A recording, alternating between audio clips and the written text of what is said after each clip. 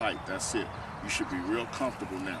Okay? I'm comfortable. Now, come down on your invisible dog. Let me see. Come down on him? Yeah, like pretend like you got a dog in front of you. Visualize your dog. Turn that foot. You gotta turn that foot still. You gotta have that foot turned. Okay, now I'm gonna tell you why your posture ain't right. This foot gotta be like this. There you go. Now, bring that back leg in just a little bit. There you go. Now, that's a little, right there. Now touch your dog on the head. Bam, look at you now. You look much better. Bring him on up, follow him up, watch him. Watch his all the way. Now touch him and make him go where you want. Let me tell you what Earl Jones used to tell me. There's no reason for a dog to be out of control if you're standing in front of him. You're supposed to be controlling the motion of the dog. Right. Okay? When you're doing protection, you control the motion of the dog. How is it the dog jumped all over you and ate you in the face and bit you in the groin and he just ate you all up because you lost your mind? Right. That dog is supposed to be where you want him to be at all times, and he's never supposed to be anyplace else. Okay? Mm-hmm. So anytime that dog gets out of control, it's because you out of control. Right. All right? Mm-hmm. And that's the main thing. So I just want you to remember that. When that dog, when you working with that dog and you driving that dog for you, now the whole idea is to make the dog drive you out of whatever you in. Ultimately, what is his job going to be to do? If a perpetrator comes in, he's supposed to do what? Drive the perpetrator out. Right. So from day one, the first thing you want to teach that dog to do is what? Drive you out. Right. Let him, and let me tell you something. Obedience. I don't let dogs win on obedience. Now, that's my technique. You do it the way you want to do it. I do encourage them. I do pet them up and tell them good boy or good girl, okay? Mm-hmm. But I don't let them make decisions. I make all the decisions in obedience. That's not the way you do it. That's the way you do it, okay? This is the way I do it, okay? And, but in protection, let the dog win all the time. All the time. All the time. All the time. When the dog first hits the floor, he got to win the first day. He should never lose again. Never. Ever. Challenge him.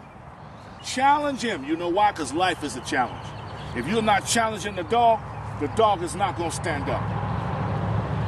The dog is not going to stand up. All right? Yep. And I will tell you something. The highest level of protection is obedience manifested in protection. Did you hear what I said?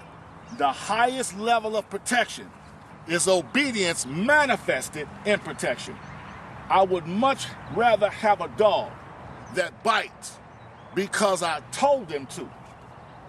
Protection is the tools, the wrench, the screwdriver, the catalyst. Yeah, it's all of the variables associated with how he is going to execute protection. Okay? But the reason he does it, the motivation, as long as I'm present, is because I said so. Right.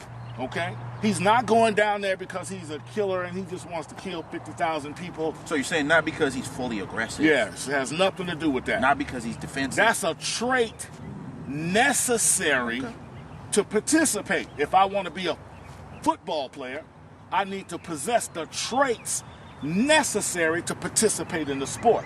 Right? Right. But I don't make no moves until the quarterback say, "Hike, there you go." Are you feeling what I'm saying? I'm with you. And I don't have the right to as the dog. The dog should not have the right to be indiscriminate. He don't decide to bite when he wants. He don't decide to lay down when he gets ready to lay down. Right. Unless you tell him out and he's free time. You give him that out, that means he's free to do what he want to do. If he want to go do something, that's fine. Other than what? Other than bite. Other than bite. Why? You present.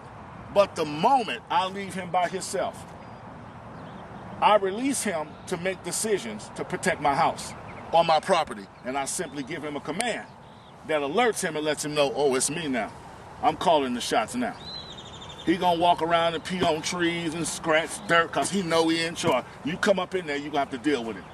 But the moment I come back in his presence, he has no more authority. You understand what I'm saying? Now, that's how my obedience is expressed the best. I like my dog because I know what my dog is doing. He's doing it because I told him, which means I can stop my dog on a dime and leave 9 cents change. You know what I'm saying? Yep. I'm not worried about it.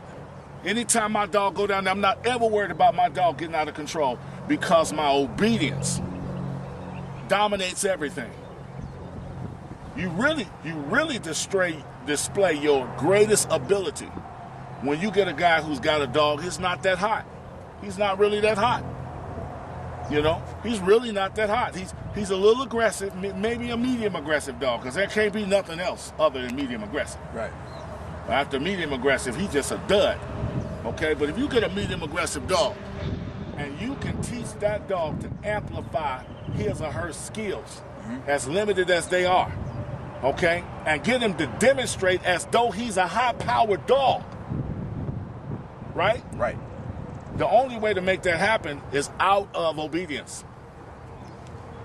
I agree. The psychological process has to exceed his physical ability to be aggressive, his mental ability to be aggressive. His passionate limitations of aggression are expressed best through obedience, which means I can take a dog who is completely obedience trained with the mindset that I'm going to place in the communication value that I'm going to give this dog, right? Right. And cause this dog to believe that he is as tough as another dog. And when you see him work, you won't be able to tell. Now, it takes a lot more work to work this guy. There's a lot more work to work this guy and a lot more money. So if you got a dog you love to death and you bring him to me, first of all, I'm going to tell you he's not suitable. That's the first thing I'm going to tell you. He's not suitable. He's medium aggressive. He don't even want to do this.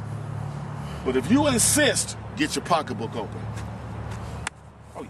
Get your pocketbook open. Don't come to me with no food stamps and no coupons. I'm not trying to hear it. You know what I'm saying? Yep. I'm not trying to hear it. I will make Tom come on out and do something. Tom gonna bite. Tom gonna bite. He used to didn't bite wet paper. But he gonna bite. Tom gonna bite today. Tom gonna bite. He finna eat up some stuff. But you better have your money ready. You feel what I'm saying? Yeah. But what I'm really talking about is our technique. That's really what I'm saying. Right. What Lieutenant Earl Jones gave us, right? It was the cream of the crop. You understand what I'm saying? It was the cream of the crop. When that man met me, I was homeless, living in an abandoned building, right? Right. Some guys, he paid my tuition to go to school. So gave me a scholarship. Yeah. Let me ask you one question. What's that? Since we spoke about the masters. Yes. Who are the masters? The masters? Dead, and then the masters only left living.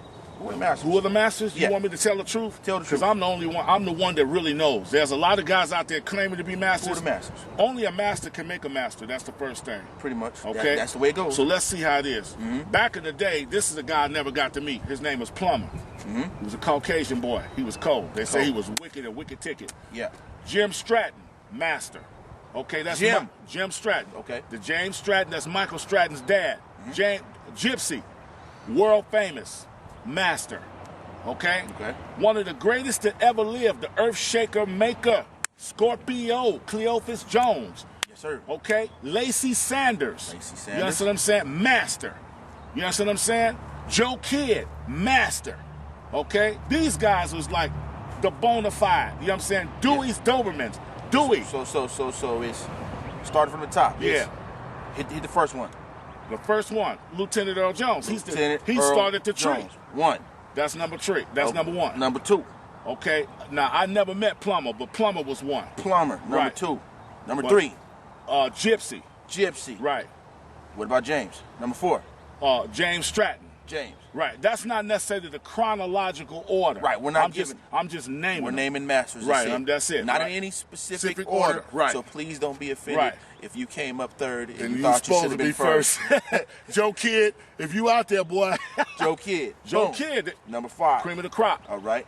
Who else? Let me see. Joe Kidd. Verster Coleman, Jr.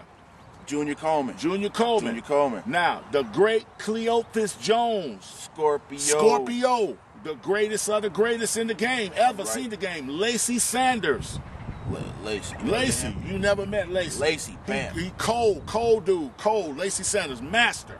Lacey. You understand what I'm saying? Yep. And then who else? Okay, now I'm struggling. You know why, don't you? Might not be on the list. You might not be on the list. Might not be on the You list. might not be on the list. Let me say who else. One of my kids, one of my trainers. Dana Douglas. Boom. Master. Dana Douglas. Yes. Dana Douglas. So we got a 10-piece. We get out about one more. It's one more. But I don't know who I'm thinking. It's probably somebody I didn't Just put meet. your name on the list and that's it. Oh, I'm sorry. I'm sorry. I forgot about myself. We don't want to talk about nobody else. And the illustrious Don Cruz, a.k.a. That's a 10. You know what I'm saying? My name right now is Pdon Mega, Prophet Don Mega. My old name was Don Cruz. So I am the prodigy